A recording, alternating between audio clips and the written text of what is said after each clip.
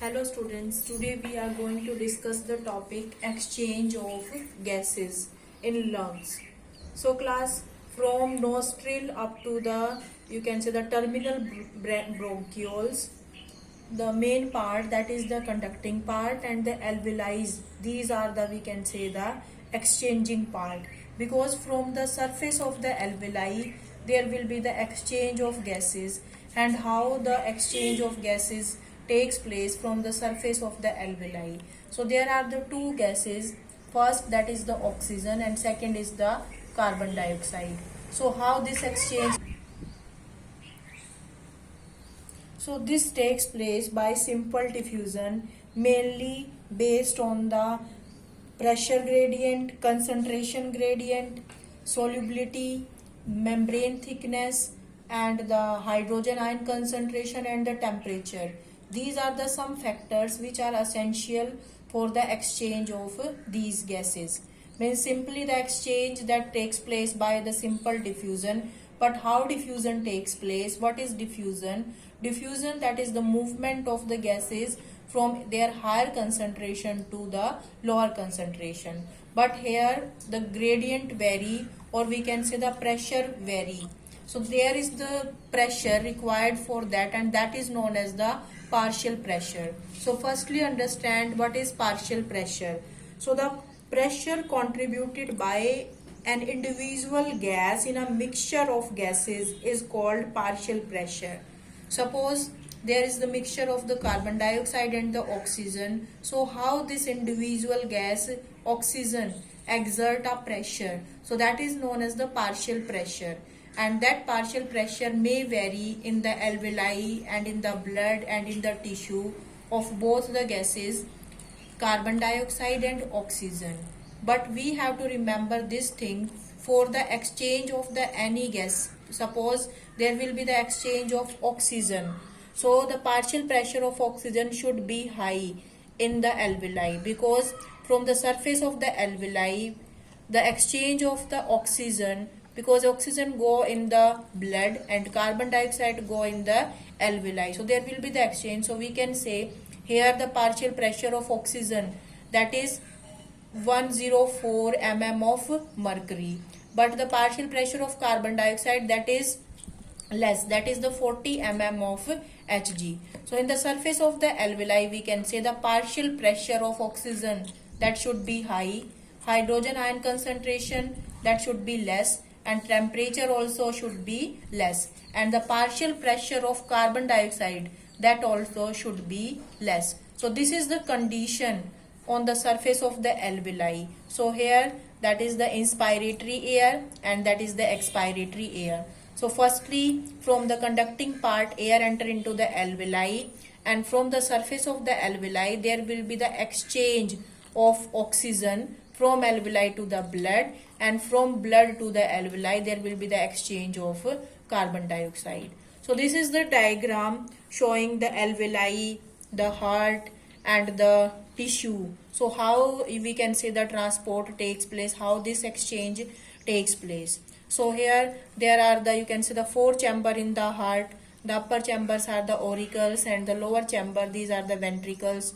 So it is the left part, and in the left part oxygenated blood is there. So it is the, you can say, the pulmonary vein, and this pulmonary vein from the lungs transfer the blood to the left auricle part. So in this part there is the oxygenated blood, and then this blood is supplied to the body by the aorta, the largest artery. Then from the surface of the, you can say, the blood capillaries, there will be the exchange of the gases in the tissue. So in the tissue, how this exchange takes place? In the tissue also the oxygen that go inside the cells and the carbon dioxide that go in the blood. So how it takes place? Here also the partial pressure of oxygen, that is 95, and partial pressure of carbon dioxide, that is 40 mm. So here also the partial pressure, that in case of carbon dioxide, that is less, but the partial pressure of oxygen, that is more. So it is the, you can say, the largest artery which supply the blood to our body tissues. Then the body tissue use that oxygen and transport the carbon dioxide. So how this transport of carbon dioxide from the tissue to the blood takes place, because here the partial pressure of oxygen, that is 40, and partial pressure of carbon dioxide, that is 45. Here partial pressure of carbon dioxide is more as compared to oxygen. So there will be the transport of carbon dioxide from the tissue to the blood.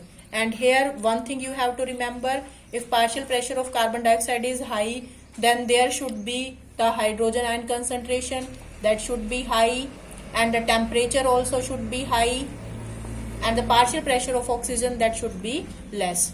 So by this we can say there is the transport of the carbon dioxide and oxygen that takes place inside the alveoli, and means from the alveoli to the blood and from the blood to the tissue, and how this transport takes place from tissue to the blood and then from blood to the alveoli. So that you can understand with the help of this diagram. Now we have to discuss these factors. So first is the partial pressure. So what is the definition of partial pressure? I think we understood. So it is the, you can say, the pressure exerted by the individual gas in a mixture of gases, and for the exchange of any gas the partial pressure should be high. So partial pressure of oxygen in the alveoli, that is high, and partial pressure of carbon dioxide in the alveoli, that is less. But in case of tissue, from the tissue to the blood, the partial pressure of carbon dioxide, that is high, and partial pressure of oxygen is less. Then the solubility of gas. So if we compare the solubility of carbon dioxide and oxygen, so the solubility of carbon dioxide, that is more, it is more soluble in our blood. It is 20 to 25 times more soluble in our blood. Then the membrane thickness. Membrane thickness means the membrane of the alveoli. Here it is the diagram of the alveoli and the blood vessels. So alveoli also have the very thin membrane, and this membrane is made up of squamous epithelium. You all are aware about the squamous epithelium. It is a type of epithelial tissue which is made up of simple flat cells, and these cells are only present where there is the requirement of thin membrane, because from the surface of the alveoli there will be the exchange, so the membrane should be thin. So that is the thin membrane, squamous layer is there, and these are the layer of the blood vessels, and these are also made up of squamous epithelium.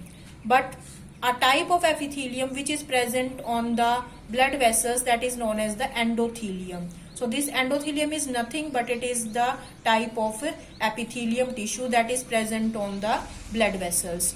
So here we can see that is the layer of the blood vessels, very thin layer, and the layer on the alveoli. So if we compare the thickness, that it is less than 1 millimeter. I think that is very less, very you can say thin membrane, so that the exchange of the gases can take place. So in the alveoli, air is coming from the outside, and then there will be the exchange of the oxygen and carbon dioxide also transported in the alveoli, and then it goes in the blood, and from the blood it goes to the tissue. So in between the basement substance is there, that is the endothelium. These are the red blood cells, and these are the, you can say, the blood capillaries from where the exchange of the gases takes place. So it is the alveolar wall, one celled thick, means very thin layer is there, only the one celled thickness is present. So that is the diagram. I think you understood, and these are the different factors. So for the exchange of oxygen, there should be the partial pressure of oxygen should be high, membrane thickness that should be less, hydrogen ion concentration that should be also less, and temperature should be less. But for the transport of the carbon dioxide, the partial pressure should be high and the partial pressure of oxygen should be less.